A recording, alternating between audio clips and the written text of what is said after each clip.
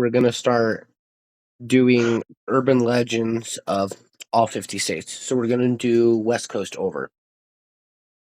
So we're gonna start with Arizona today. And I know we Alright. already did skinwalkers, but this is another story. So we're just gonna start with this. The Arizona Alright. skinwalkers. Why it's creepy. It's easy to feel uneasy while driving through desolate desert roads of Arizona, especially at night, and particularly when you hear a short burst of taps on your window while cruising at 60 miles per hour, and turn to see a shape-shifting, mutilated, half-human creature responsible for the high-speed interruption. Relax. It's only it's only trying to rip the flesh off of your bones. This legend is so integrated in Arizona culture that when Navajo, I think that's how you say it.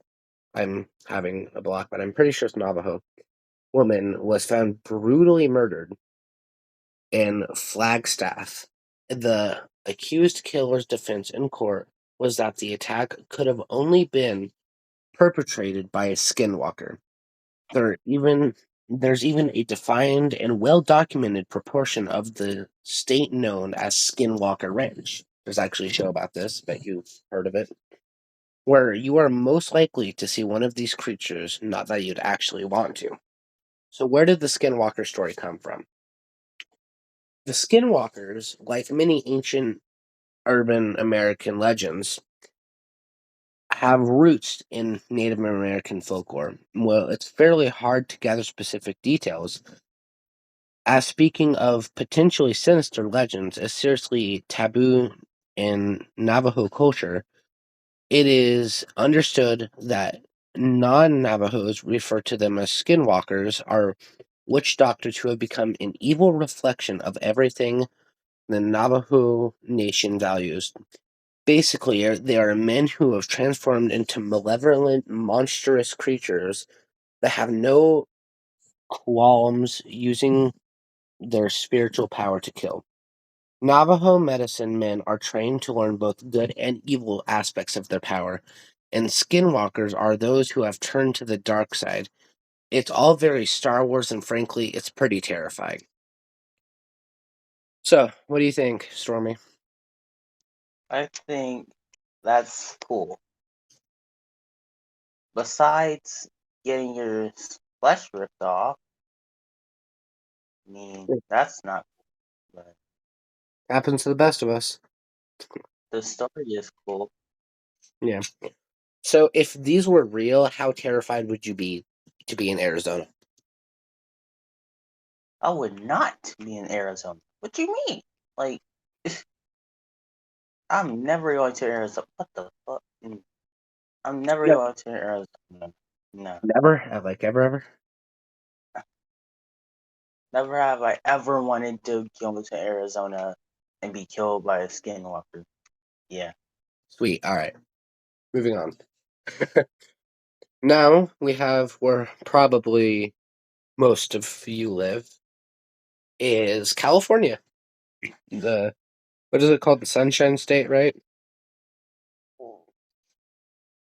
Anyways, Hmm. this is the mini horrors of Turnbull Canyon. So why is it creepy? It's located near LA between Witter and the City of Industry. Turnbull is a 49,000 acre smorgasbord of nightmare fuel set in Amid and the hold on, I have a smudge on my computer here, I can't see. Amid the scenic hills, sorry. You want your scares to be rooted in American history? The natives call it, I'm gonna bomb this. Utukan, I yeah, like I said, or the place of the devil, where the ghosts of those who are slain for not converting to Christianity dwell alongside witches and Satanists, reportedly used to sacrifice children whose spirits now walk the canyon and dangle from trees. They are joined by the ghost of 21 kids who perished in a plane crash back in '52.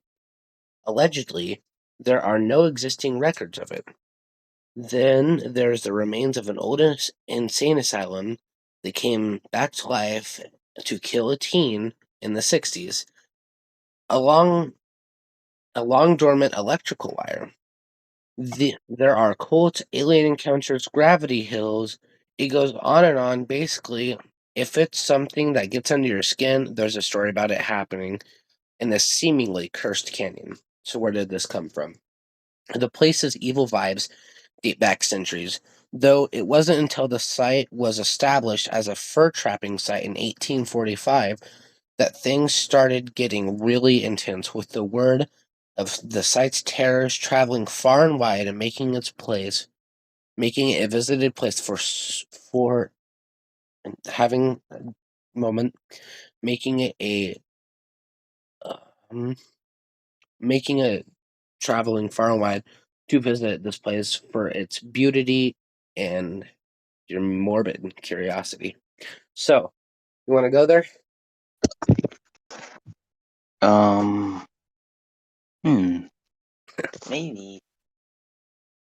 Pretty cool. I mean, I completely bombed that word, but it's okay. Maybe I would go. Well, probably not, but I mean, if the canyon has a good view, I'll go. So, what do you think? If all of that was true, how scared of you? How scared of the actual canyon are you? Hmm, maybe like uh, it's not that scary, but I'd say maybe a 6. 6, you know.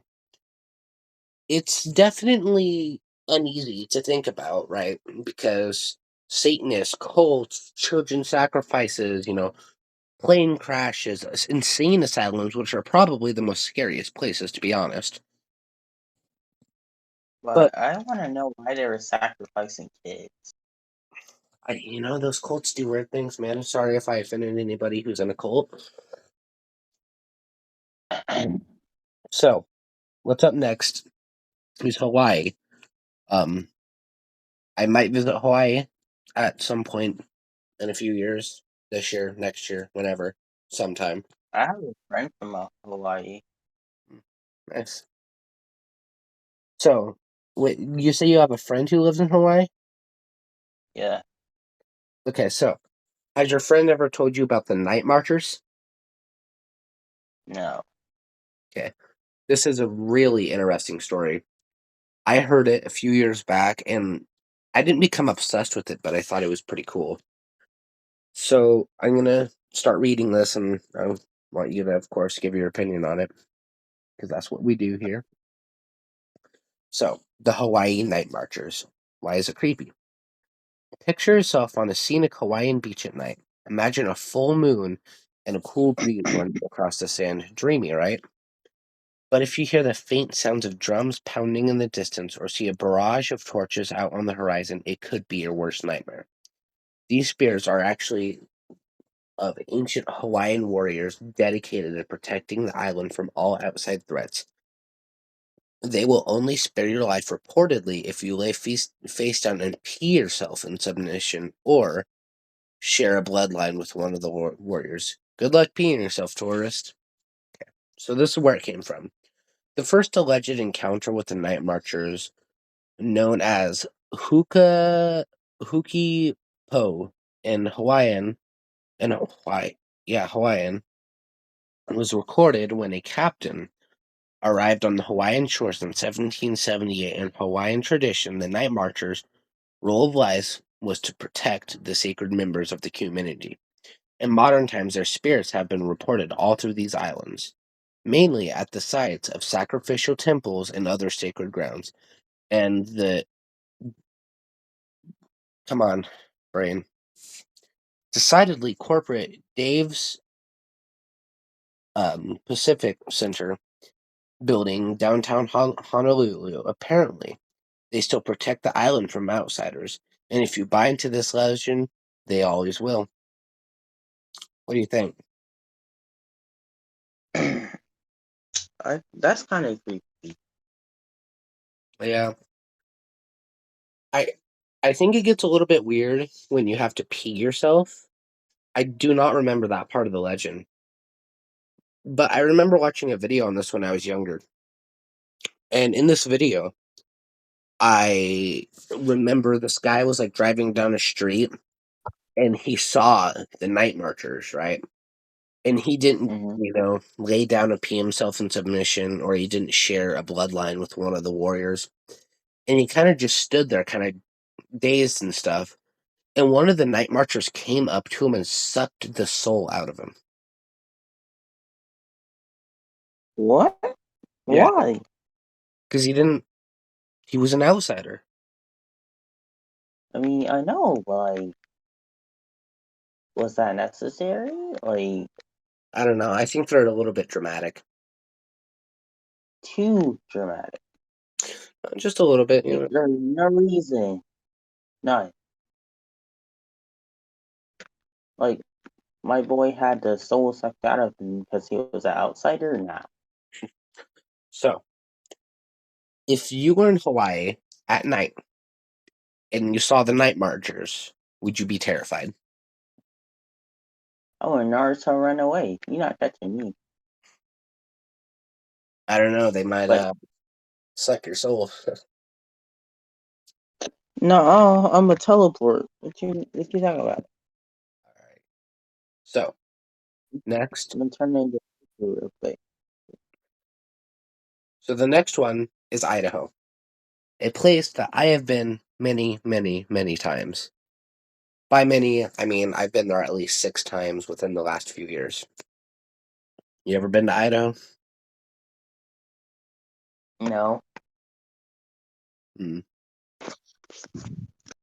It's forest, and I mean, you know, they all say Idaho's potatoes, blah blah blah. They're not entirely wrong. A lot of potato fields. Anyways, Idaho, the Phantom Jogger of Canyon Hill. Sounds interesting. Hmm. So why is it creepy? There are rumors about many hauntings in Cadwell, Idaho. Idaho's centuries-old Canyon Hill Cemetery, but the one that gets the most attention is the Midnight Jogger. As with many of the best urban legends, you have to do your part to get her attention. In this case, it involves parking between certain trees in the cemetery at night. Do it right, and the legless apparition will knock on your window, letting you know that she's there. Then continue on her route. It's creepy as hell, though it's only the second worst image conjured when you think of sinister joggers. The origins are unknown, though considering there's another legend that the entire state of Idaho doesn't actually exist. Never heard of that one. Perhaps the jogger is just a creation of the deranged and deceptive government. What do you think? When you said though it's not real, you meant like Australia not real? I don't know, man. I mean, obviously, people think Idaho's not real. No, I'm No. actually looking forward to get to Ohio. No. Mm, mm. There's too much to say about Ohio. You can't even drive in Ohio. And maybe we'll Like have to make a whole episode about Ohio. uh oh yeah. So, how scary is the legless jogger? Hmm. I'll give it maybe a 5. Uh, I mean, I gotta say, if I was sitting in my car eating a snack in between these two beautiful trees or whatever, and a legless phantom jogger came up and knocked on my window, I tell you what, I would be out of there so fast that um I there's not a punchline to that. I'd just be out of there pretty fast. Moving there faster than your brain. I'd be like you, I'd Naruto run out of there. Where Naruto All Black. right, the next one is Montana. Been to Montana, really beautiful, really nice. I actually I've went on been. a river cruise. Heard a really nice story. Nice place. Would recommend. You ever not I bet you haven't been to I've Montana. been to Montana. You have? Yeah, You like it? yeah, it's a W. I can take a vacation there. Yeah. It's a nice place, but I bet it won't be a nice place when you hear about the hitchhiker of Black Horse Lake. So, why is this creepy? Usually when you see a hitchhiker on a particularly desolate stretch of highway, which is Highway 87, certainly can be, well, it gives you the chills. On this particular stretch near the Great Falls, it is compounded by the fact that the namesake lake is seasonal. It is dry most seasons regardless, the end result of the body Native American man in clad jeans with jet black hair slamming into your windshield as the driver is sheer terror. Legend has it those who encounter the hitchhiker suddenly find his body bouncing off the front of their car when they stop to help. There's nothing there, no damage to the windshield. The hitchhiker, meanwhile, repeats the cycle endlessly while trapped in their own personal hell, as he repeats his moment of death with with whichever driver happens to be cruising down the road at the wrong time. Where it came from. Folklorists have traced the whole vanishing hitchhiker phenomenon back to the 19th century. Though given presence of the denim reported by most who encounter the hitchhiker, we're going to guess he met his demise in the 60s, if he was even real.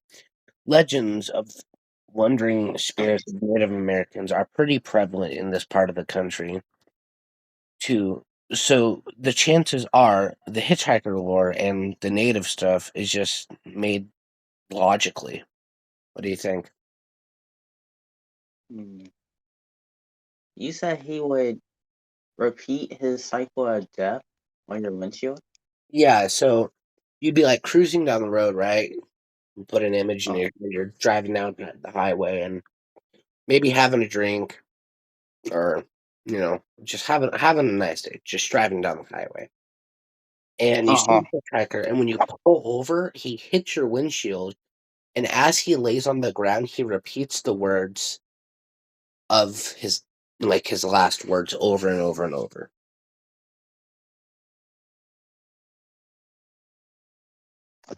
I wonder why.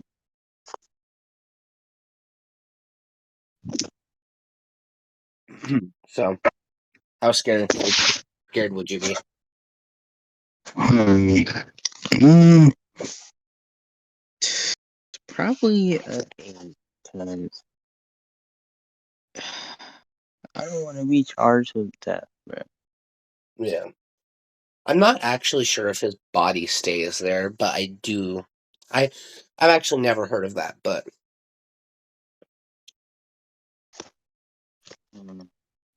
so next one is Oregon or Oregon, whatever you call it. So this is a pretty well known one I've heard. It is the Bandaged Man of Cannon Beach. Far from the rooted history in the rooted in history scares of Portland Shanghai tunnels.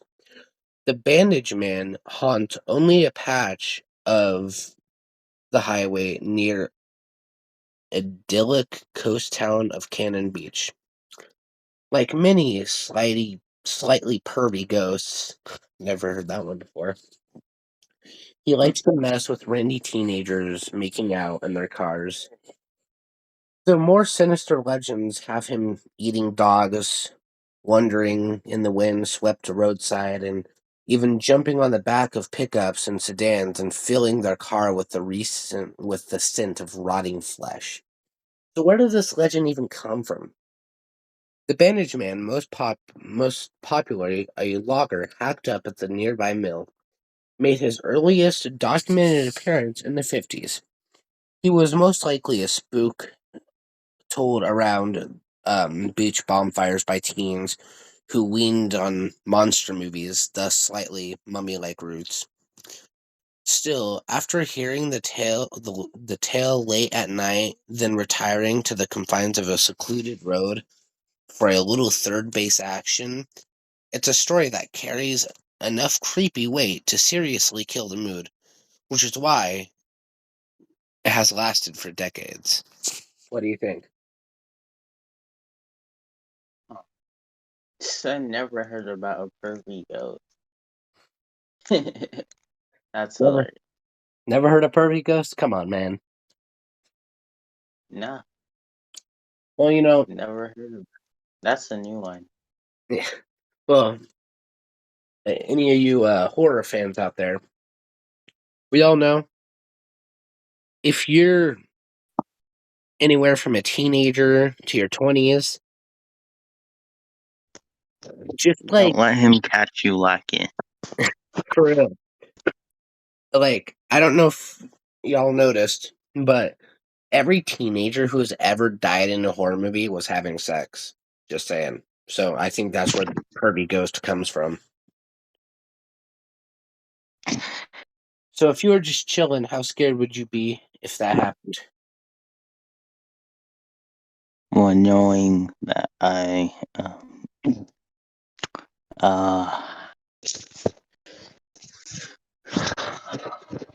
knowing that you know, yeah, I would.